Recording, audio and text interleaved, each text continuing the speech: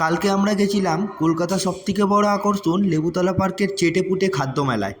Entry করে ভিতরে ঢুকতেই অবাক হয়ে গেলাম, চারিদিকে ভিড়ে ভিড়, নানা রকম খাবার।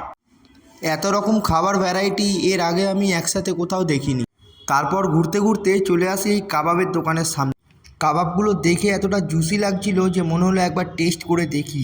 একপাশে সুন্দর এরকম লাইভ কনসার্ট, আর তার সাথে গরম গরম কাবাব। কাবাব খাওয়ার পরে আমরা নিয়ে নিয়েছিলাম লোটে ফ্রাই। আর কাকু বলছিল খাদ্যমেলার সেরা ফিশ সেন্টার নাকি এটা, তাই কাকুর দোকান থেকে নিয়ে নিলাম লোটে মাছের ফ্রাই। দারুণ লাগলো লোটে মাছের ফ্রাইটা খেতে, আর মাছগুলোও অনেক ফ্রেশ ছিল। তারপর আমরা চলে গেছিলাম নবদ্বীপের এই দই ঘরে। এখানে সেই বিখ্যাত নবদ্বীপের লাল ক্ষীর দই পাওয়া যাচ্ছে, তাই এখান থেকে লাল ক্ষীর দই টেস্ট করলাম।